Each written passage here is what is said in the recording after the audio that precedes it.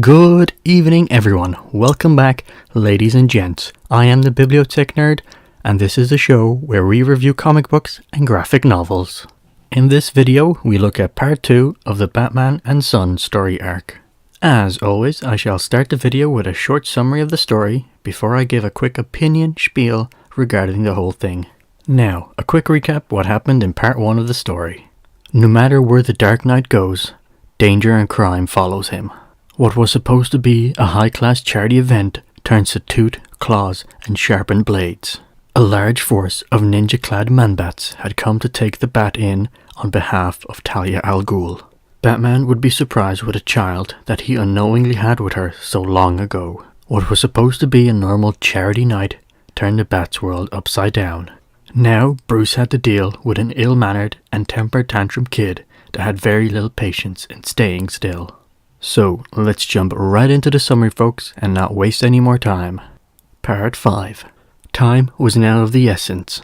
Robin had lost a lot of blood and his injuries were pretty severe enough to threaten his life. Luckily, Alfred's vast years of medical experience and taking care of Batman's wounds would aid in saving young Tim and fixing him up.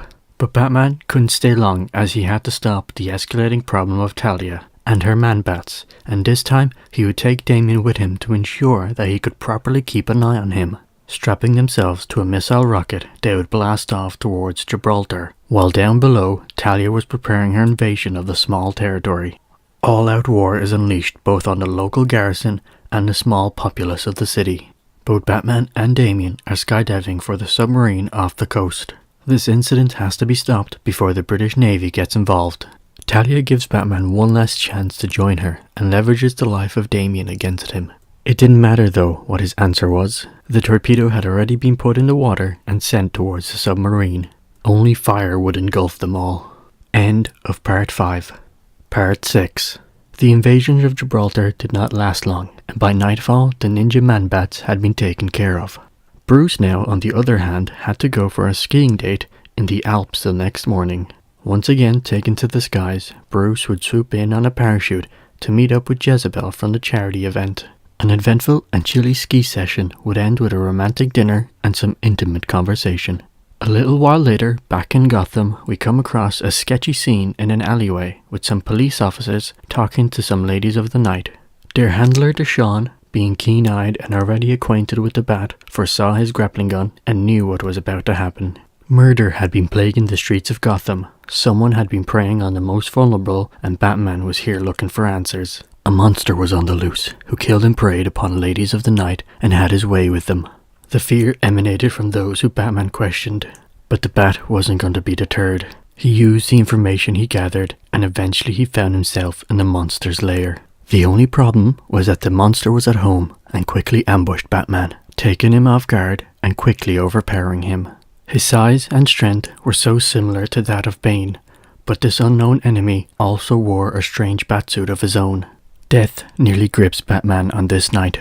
End of Part 6. Part 7. Thankfully, one of those ladies he had helped would come to the aid of Batman and bring him to a place that he could get back to safety. The Bat was broken and he seemed somewhat delirious as he was being treated by Alfred in his apartment penthouse in the city. Tim was enraged at seeing Batman this way and against the wishes of Alfred would go out this night and search for the individual who did this. But even in this broken state, Batman would not give up and once more got dressed to go stop the monster. Robin was the first one to reach the enemy and engaged in combat. He was no match though against sheer muscle and brutality and was quickly overwhelmed. Luckily, the Dark Knight moves fast and got just in time to intercept and set upon the monster. Through pain and agony he fought until the unfortunate circumstance where the police got involved and stopped the Bat from enacting justice. It seems that corruption still infested Gotham City, a disease that it could not so easily fight off. Elsewhere, we end our story with a look at Talia and the broken body of Damian. It seems that our plans to use the boy are not over and there is still more to come down the line. End of Part 7. Now that wraps up the summary folks, and of course the story arc for Batman and Son. For the rest of the video I shall move on to the opinion spiel. Now the first point that I want to bring up is actually one that I forgot to do in the last video. and it relates to how Damien came about. Let's just say that the comic alludes that it was a non-consensual way that Damien came about. It's not the first time that DC Comics deals with such social issues. In this comic, it is kind of glossed over, but in previous stories, DC has been pretty good at tackling such types of social issues and how to present them properly to an audience and find a good, meaningful message to give. So that was a point that I had forgot to mention and look at further in the previous video, and I thought it'd be good to kind of just give it a small mention. But now we're going to look at the comic as a whole, including part 2, and I kind of have a bit of more criticism than I did in the previous video. And the number one is the story. In the first video I complained that the intro was kind of boring and it really meant nothing and we were just waiting for Damien to be revealed. Well, guess what? He was revealed and the story went absolutely nowhere. That whole story arc with the fact that Batman discovered that he had a son meant absolutely nothing to him.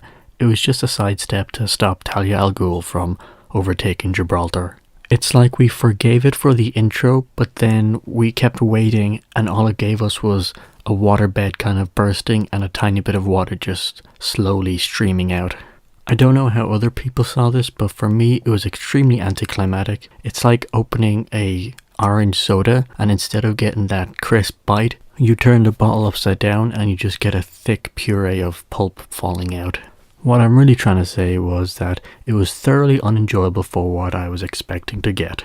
The weird thing is that I have seen the animated movie that was adapted from this story. I think it's called Son of Batman, and I did actually enjoy seeing that. But it did not give the same vibe that I'm getting from this comic book, and from what I remember, it did focus on the relationship a lot more. But that's not the only criticism I have of the story. The second being the Batman/Bane individual that he fights at the very end, or as I would say, the 3 ghosts of Christmas pasts. I'm not sure why they were included. Now to clarify, it's not actually the ghosts of Christmas past, but it is the same concept that is used for Batman. I believe that he interprets it in a way of what his life would be like if he did not go the path of justice and in fact used his skills to commit crime. But here's the problem, you don't start a whole new story arc halfway through another one just to fill a few pages because you didn't know how to get to the point where you reveal that Damien is still actually alive and his mother is going to harvest him or whatever. The whole point of the story arc is that it's supposed to be dedicated to Batman finding out that he has a son. Instead, we get barely anything fruitful from that, and instead we're given a whole chunk where we're about to start a whole new story and go on a different adventure. To me personally, when you read the comic as a whole, it feels very unstructured, and the direction that it was supposed to be just get jumbled up and lost throughout. So yeah, if you're an avid fan of this comic, do let me know what you think. Maybe I've gotten this completely wrong. But now let's move on to talk about the art of the comic. So here's one of the problems that I think arises when you combine the story with the art. When a story doesn't have a great direction in the first place and it has a bit of a lackluster, it does generally get reflected in how the art is presented. What I mean by this is that we have some places where the artist really tried on, say, some big spreads, and we can really see the skill that was used. But then when we look in between these hotspots, we find something that isn't quite as exciting, and it doesn't really grip you as the spreads would.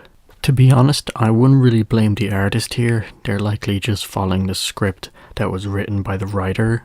So I guess that this kind of touches on my initial point in that the story was not there, it was subpar, and it was kind of a deflating moment. It probably restricted how the artist was able to interpret and what they were likely able to do with it, because I don't see my issue rising from the skill of the artist, but instead on the restrictions of the script that they likely had to use. So in short, I'm not a fan of what Grant Morrison did with the story arc. Would I recommend the story? Maybe for curiosity's sakes, but I wouldn't say you have to go out of your way to find a comic to read this. So I'm actually disappointed from reading this comic because I had seen the movie first, and reading this kind of just let me down. But do let me know what you think about this in the comment section below. Have you read this before? What do you think about my criticisms? Are they valid? Or do you think I misinterpret the comic?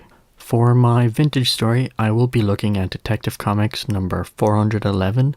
And the next big story arc that I will be looking at is the JLA Year 1. So don't forget to like, subscribe, and I shall see you in the next video.